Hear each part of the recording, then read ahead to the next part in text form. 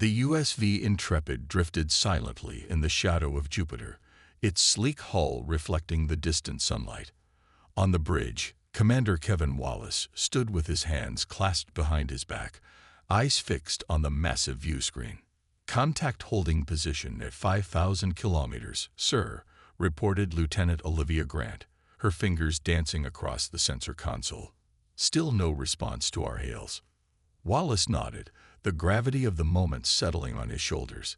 Humanity's first confirmed alien contact was happening under his command.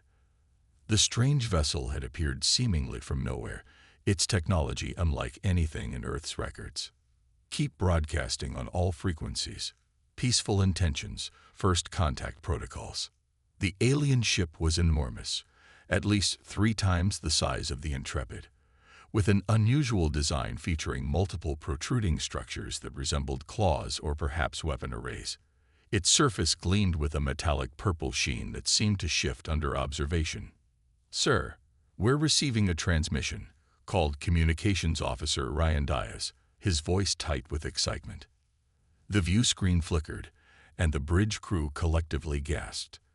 The aliens were humanoid but unmistakably foreign, each standing nearly 8 feet tall with mottled gray-green skin and 4 muscular arms.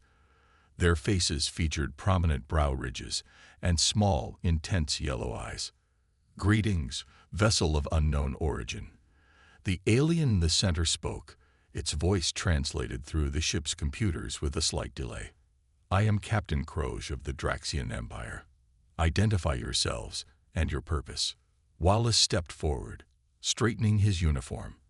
"I am Commander Kevin Wallace of the United States vessel Intrepid, representing Earth. We are on a peaceful exploration mission." The alien captain's 4 arms moved in what might have been a gesture of acknowledgement. "Earth, we have not encountered your species before. Your primitive vessel suggests you are new to the stars." Wallace felt a flush of indignation, but maintained his diplomatic composure. "We would welcome the opportunity for cultural exchange, Captain Croge." Hours later, Wallace led a small delegation aboard the Draxian ship. The alien vessel's interior was cavernous, with ceilings 3 times human height and corridors wide enough for 6 people to walk abreast. The temperature was uncomfortably warm, and the air carried a scent like cinnamon and copper. In a vast meeting hall, Captain Croge introduced his senior officers, all imposing warriors with ceremonial blades strapped to each of their 4 arms. "Your species is physically interesting," Croge observed, looking down at the humans. "Tell me of your capabilities." Lieutenant Grant, who specialized in xenobiology, explained human physical attributes: average strength, endurance, sensory capabilities, and lifespans. The Draxian officers exchanged glances. Then, to the humans' surprise, they began making guttural sounds that the translators identified as laughter. "Forgive us," Croge said, his upper right hand making a dismissive gesture. "We find it remarkable that being so fragile have managed spaceflight." One of the other Draxians lifted a metal table with a single arm, holding it overhead effortlessly. "Your strongest would struggle with this, yes." Wallace felt his crew's discomfort. This wasn't going as planned. "Physical strength isn't everything," he said carefully. This prompted more laughter from the aliens. "In our galaxy, Commander," Croge said, leaning forward until his face was inches from Wallace's, "strength is precisely everything. I wonder what else you believe that is incorrect." The meeting continued with thinly veiled condescension from the Draxians. As the human delegation prepared to return to their ship, Wallace caught Grant's eye. Her expression mirrored his own thoughts. These aliens might have superior strength and technology, but they had seriously underestimated humanity, and Wallace was already thinking about how to prove them wrong. Commander Wallace paced the length of the Intrepid's conference room, the encounter with the Draxians replaying in his mind. His senior officers watched silently as he completed his 5th lap around the table. "They think we're weak," he finally said, stopping to look at each crew member. "And in their terms we are. But they've revealed something important. They value physical prowess above all else." Lieutenant Grant nodded, pulling up data on her tablet. Their society appears structured around combatability. Everything from their ship design to their greeting rituals suggests a warrior culture. Like ancient Spartans, said Security Chief Frank Nelson, but with 4 arms and technology that makes ours look like toys. The room fell silent as the main screen activated, showing Captain Croge's imposing figure. The Draxian's yellow eyes seemed to glow with amusement. "Commander Wallace, we have considered your species and wish to propose a formal evaluation." Croge's upper arms crossed over his chest in what appeared to be a ceremonial gesture. A series of challenges to determine if humans are worthy of Draxian respect and potential alliance. Wallace stepped forward. "What kind of challenges?" "Tests of strength, speed, combat, and strategy," Croge replied. 7 trials to be completed over 7 of your Earth days. Should you succeed, the Draxian Empire will recognize humanity as equals. "And if we fail?" Wallace asked, though he suspected the answer. Croge's mouth stretched into what might have been a smile, revealing rows of pointed teeth. "Then we will know your true place in the galactic hierarchy. You will be categorized accordingly." The implication was clear. Failure would brand humanity as inferior, possibly even marking Earth as ripe for conquest. "I accept your challenge," Wallace said before his officers could object. When the transmission ended, the conference room erupted. "Commander, with all due respect, you've committed us to a competition we can't win," Nelson protested. "Their physical capabilities outmatch ours in every category." "Not every category," Grant interjected. "During our visit, I noticed they moved somewhat awkwardly in certain situations. Their 4 arms provide obvious advantages, but may also create coordination challenges we don't have." Wallace nodded. "There's more. Did you notice their breathing? It's shallow and rapid. I suspect their endurance might be limited compared to ours." Engineer Carl Martinez spoke up. "Their technology is advanced, but they seem to rely on brute force solutions. I watched their maintenance crew. They use strength where we would use leverage or mechanical advantage." "Exactly," Wallace said, his confidence growing. "They value strength because it's their evolutionary advantage. But humans didn't conquer Earth through strength. We did it through adaptation and problem solving." Later that day, Wallace stood on the Intrepid's observation deck, watching as 5 more Draxian ships arrived in Jupiter's orbit. Lieutenant Grant joined him, concern evident on her face. "They're turning this into a spectacle," she said quietly. "Those ships aren't here for backup. They're an audience." Wallace's jaw tightened. "All the better. More witnesses when we prove them wrong." "The first challenge is tomorrow. Hand-to-hand combat against their junior officer." Grant hesitated. "Commander, he's twice the size of any human. I've analyzed their physiology. Their muscle density is approximately 3 times ours." Wallace turned to face her, determination in his eyes. "Then we need to find a way to make that strength work against him. Gather everyone in the training room in 1 hour. If we can't outmuscle them, we'll outsmart them."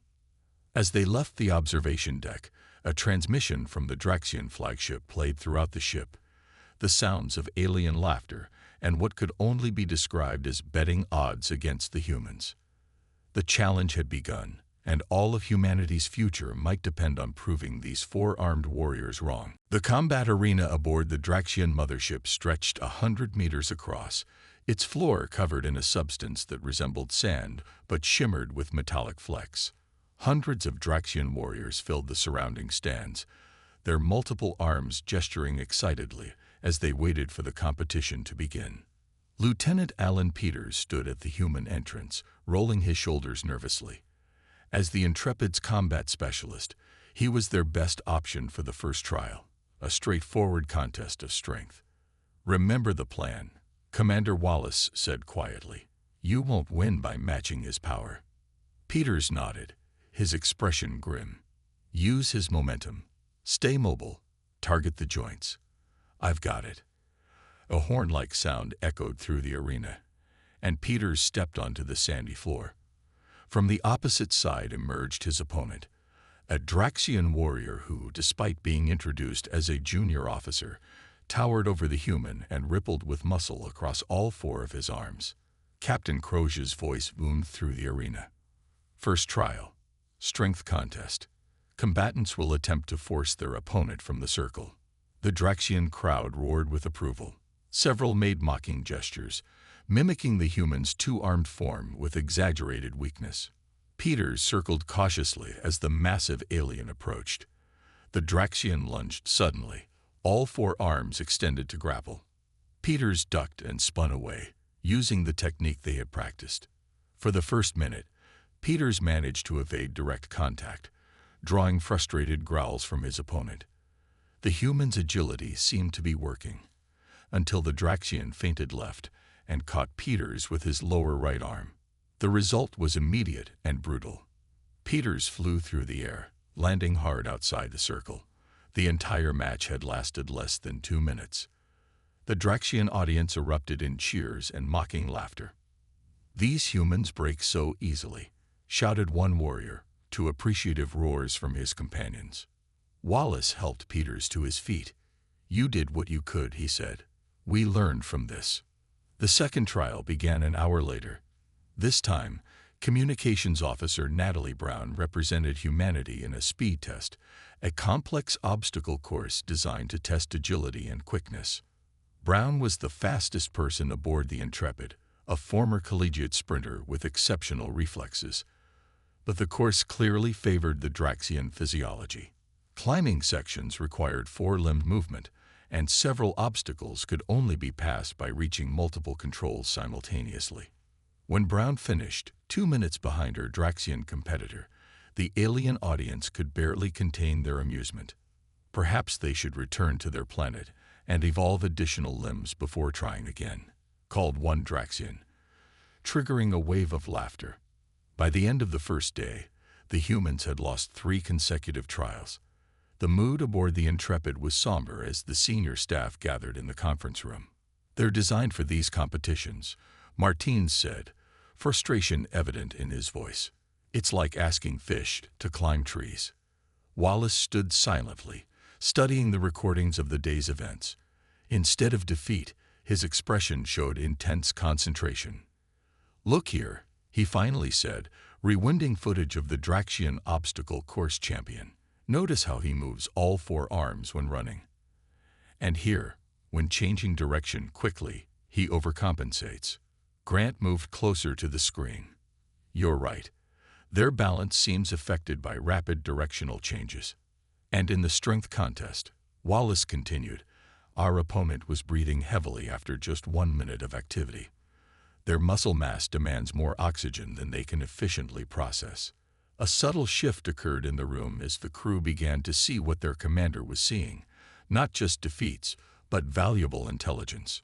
"Tomorrow is the endurance trial," Wallace said, a hint of a smile forming. "And I'll be representing us." Nelson looked concerned. "Commander, with respect, these aliens are treating this like entertainment while we're fighting for humanity's reputation." "Exactly," Wallace replied. "They're overconfident. They're not studying us the way we're studying them." He gestured to the screen where a Draxian warrior was still mocking human physiology. "Let them laugh. It means they're not paying attention to what really matters." For the first time since the challenge began, hope flickered through the human crew. Night cycle aboard the Intrepid was usually quiet, but not tonight. In the ship's laboratory, Commander Wallace stood surrounded by his senior officers, all focused on Lieutenant Grant's presentation. "The Draxians have evolved on a high-gravity world with thin atmosphere," Grant explained, displaying biological scans on the main screen. "Their 4 arms and dense muscle mass are adaptations to their environment, but they come with costs." She highlighted the alien respiratory system. "Their lungs are efficient but smaller proportionally than ours. They process oxygen in short, powerful bursts, perfect for explosive strength, but poor for extended activity." Engineer Martinez stepped forward next. "And I've identified something else. Their auditory range is shifted toward lower frequencies than ours. They seem particularly sensitive to higher pitches, almost painfully so. Wallace nodded, pieces falling into place. What about their neural processing? Their reaction times? Superior for predicted movements. Science Officer Diana Lloyd replied, but they struggle with unexpected directional changes. Their forearm structure requires more complex coordination. When surprised, they experience a slight processing delay. For hours, they analyzed every observation, every piece of data collected during the first 3 trials. The Draxians had revealed far more than they realized. They're physically superior, Wallace acknowledged, but they're inflexible, both in body and thinking. They expect to win through brute force because that's always worked for them. He gestured to the upcoming trial schedule. They've designed these challenges to showcase their strengths. We need to reframe them to showcase ours. Dawn came quickly. The 4th trial, labeled Endurance Challenge, was set in a massive chamber with adjustable gravity systems. Captain Croge smiled condescendingly as he explained the rules. Competitors will maintain combat readiness while gravity fluctuates, he announced to the eager crowd. Last warrior standing wins. Wallace stepped forward as the human representative. Across from him stood a Draxian with particularly bulky musculature, clearly chosen for his impressive physique. The trial began at Earth normal gravity. Within minutes, it increased to twice that level. The Draxian warriors cheered as their champion stood firm, while Wallace visibly strained. The human weakens already. Someone shouted from the crowd. But Wallace wasn't fighting the gravity. He was adapting to it, shifting his stance and breathing pattern. As the minutes passed and gravity continued changing, something unexpected happened. When the system dropped gravity to lunar levels, the Draxian floundered, his movements becoming erratic and excessive. Wallace, meanwhile, adjusted instantly, his Earth-trained vestibular system providing superior balance in changing conditions. Each time gravity shifted, up, down, sideways, the Draxians' four-armed advantage became a coordination problem. The alien audience grew quieter, their laughter fading as the trial extended past 30 minutes. At the 1-hour mark, Wallace remained steady while his opponent's movements had become labored, his breathing ragged. When gravity suddenly increased to 3 times Earth normal, the Draxian collapsed. Wallace stood alone, victorious. The human crew erupted in cheers, while the Draxian audience sat in stunned silence. In the 5th trial, Grant represented humanity in a challenge combining combat with puzzle solving. Using the knowledge of Draxian sensory sensitivity, she deployed a small device emitting a high-frequency tone that disoriented her opponent at crucial moments. By the end of the day, humans had won 3 consecutive trials. The mood aboard the Draxian mothership had transformed dramatically. Where there had been mocking laughter, now there were serious discussions and concerned glances. That evening, additional Draxian vessels arrived in Jupiter's orbit, not to witness entertainment, but to observe a genuine competition. They're worried, Grant told Wallace as they prepared for the next day. Their warrior culture doesn't allow them to acknowledge defeat easily. Wallace watched the Draxian ships through the viewport. Good. An opponent who's worried makes mistakes, and we're just getting started. The laughter had stopped. Now came the real challenge. The Draxian mothership's main observation deck had been transformed overnight.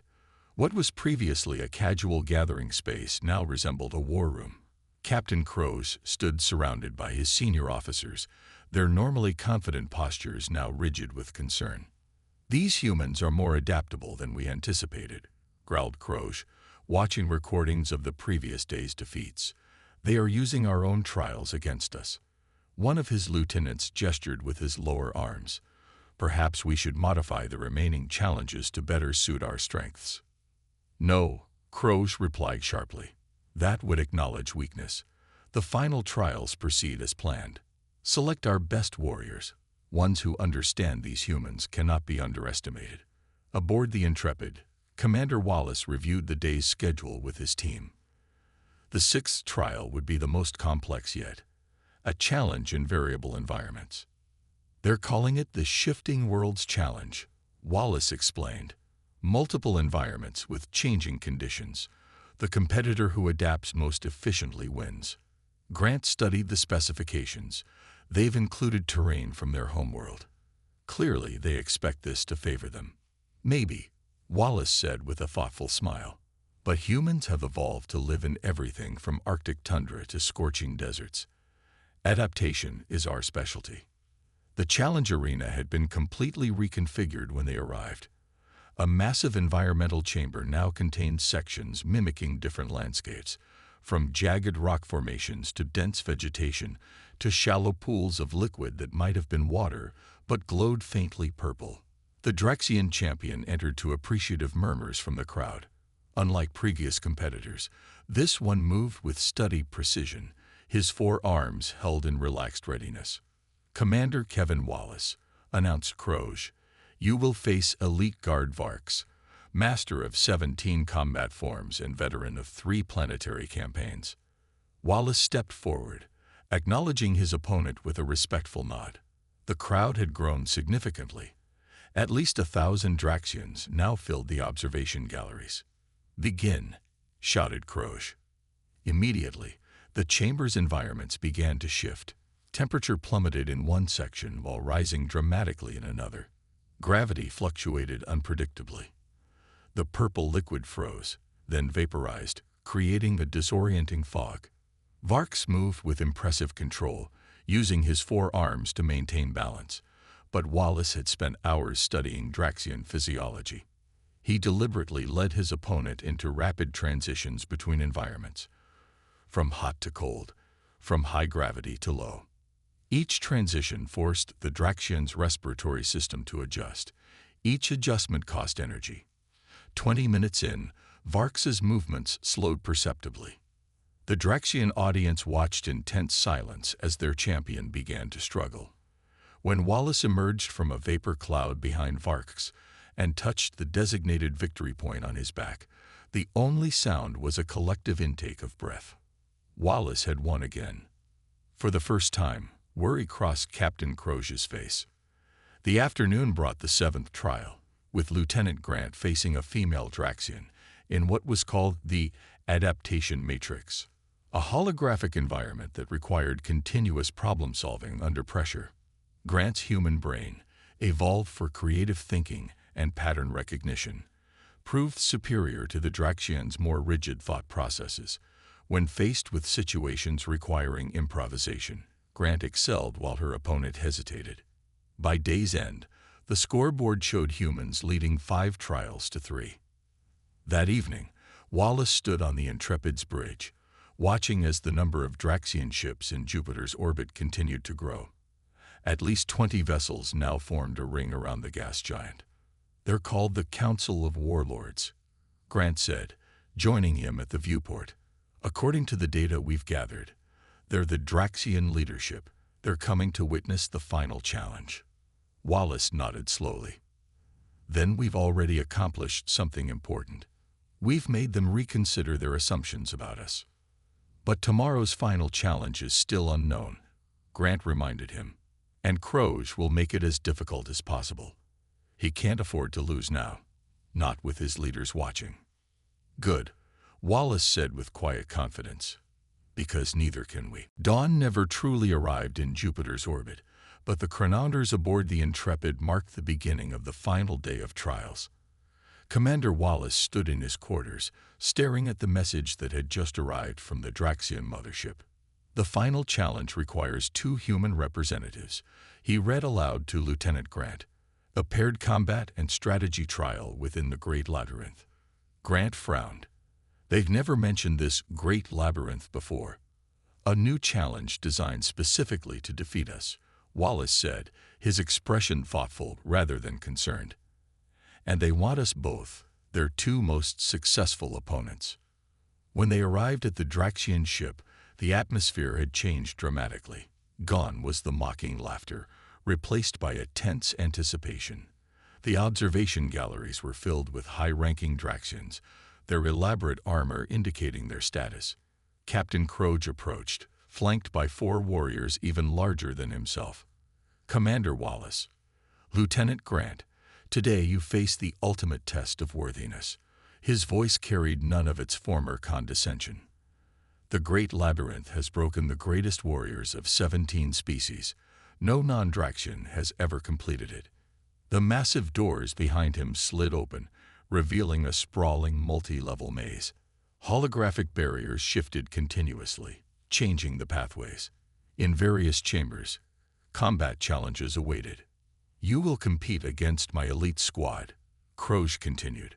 First team to reach the central chamber and retrieve the honor symbol wins. All previous victories and defeats are rendered meaningless. This alone determines humanity's standing. Wallace studied the labyrinth, noting the environmental controls, the combat stations, the shifting barriers. We accept. As they prepared to enter, Grant whispered, "They've stacked everything against us. 5 of them, 2 of us, and they know the labyrinth." Wallace nodded, "But they're competing as individuals. That's their weakness." The signal sounded, and both teams entered the maze from opposite sides. Immediately, Wallace and Grant activated their strategy, moving not as separate individuals but as a coordinated team. They maintained constant communication, sharing observations and adjusting plans fluidly. The first combat station pitted them against automated defenses, while the Draxians powered through with brute force. Wallace disabled the central control mechanism, allowing Grant to slip past without wasting energy. In the gravity fluctuation chamber, they used techniques perfected during the earlier trials, conserving energy where the Draxians expended it unnecessarily. An hour into the challenge, Wallace and Grant encountered 2 of Croge's warriors in a narrow corridor. The Draxians attacked with all 4 arms, their strength overwhelming in the confined space. "Split," Wallace called. Grant dove right while he went left. The Draxians hesitated momentarily, a critical error. In their culture, separating from your opponent showed weakness. They both pursued Wallace, considering him the greater threat. This allowed Grant to circle behind and continue toward the central chamber, while Wallace led the Draxians away. It was a sacrifice play, one that confused the Draxians, whose warrior code would never permit abandoning a teammate. Wallace fought defensively, using the labyrinth's shifting walls to his advantage, drawing his pursuers deeper into dead ends and traps. Meanwhile, Grant encountered the remaining Draxians, including Croge himself, near the central chamber. Surrounded and outnumbered, she seemed defeated. "Your commander has abandoned you," Croge stated, his upper arms ready to strike. "Surrender with honor." Grant smiled. "He didn't abandon me. He trusted me." She activated the small device Martinez had prepared. Emitting a frequency perfectly tuned to Draxian auditory sensitivity, the aliens recoiled in pain and disorientation. In that moment, Grant slipped past them into the central chamber. The honor symbol, a crystalline structure that pulsed with inner light, stood on a pedestal. She claimed it just as Croge recovered and entered the chamber. The labyrinth's alert system announced human victory, freezing the Draxian captain in disbelief.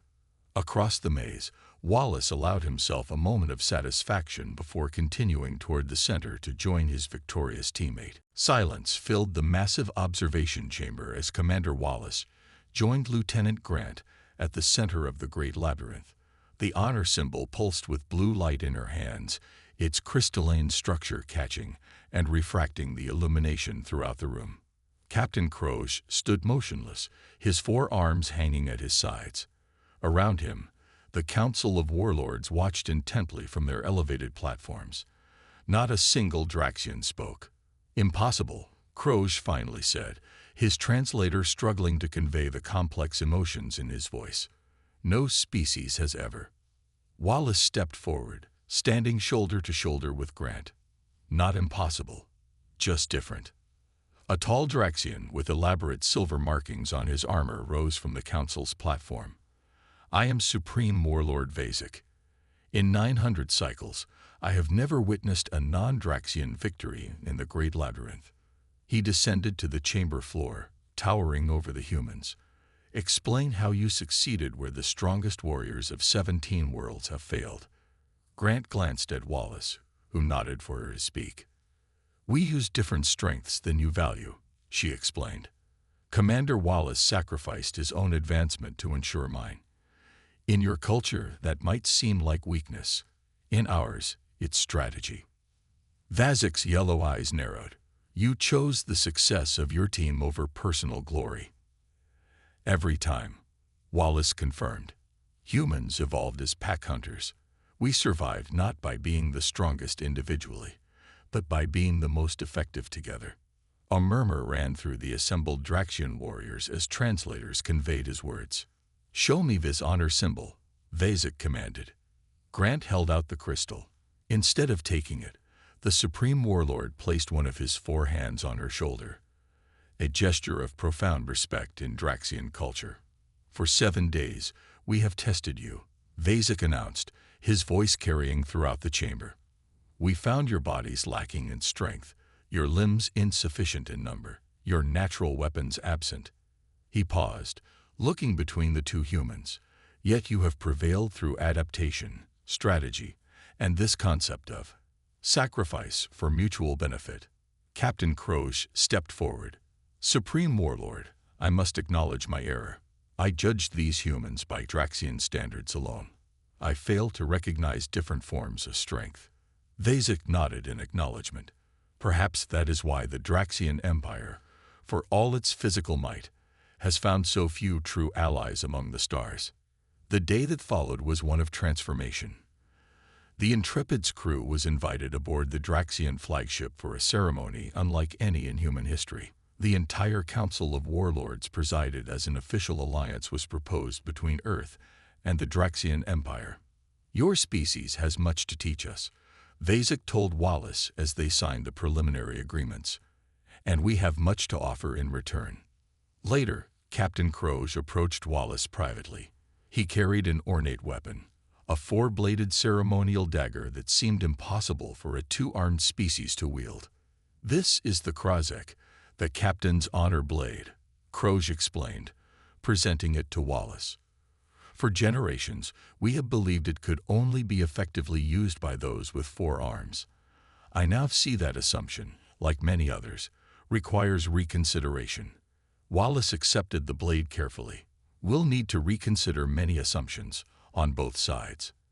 As the Intrepid prepared to return to Earth with news of the Alliance, Lieutenant Grant joined Wallace on the observation deck. Jupiter's massive form filled the viewport, the Draxian ships now positioned as escorts rather than skeptical observers. Do you think they'll really change? She asked. Centuries of warrior culture don't transform overnight. Wallace studied the Krazek blade, turning it thoughtfully in his hands. They've already started. Their junior officers are requesting training exchanges. They want to learn human teamwork techniques. He smiled, remembering the Draxian laughter that had greeted their first meeting. Sometimes all it takes is one moment, one clear demonstration, to change everything. Grant nodded, watching as a group of Draxian officers boarded the Intrepid to begin the journey to Earth as the first official delegation. The funny thing is, Wallace added quietly, they're still physically stronger than us in every measurable way. But that's not the only way to measure strength, Grant replied. And now, they know it too.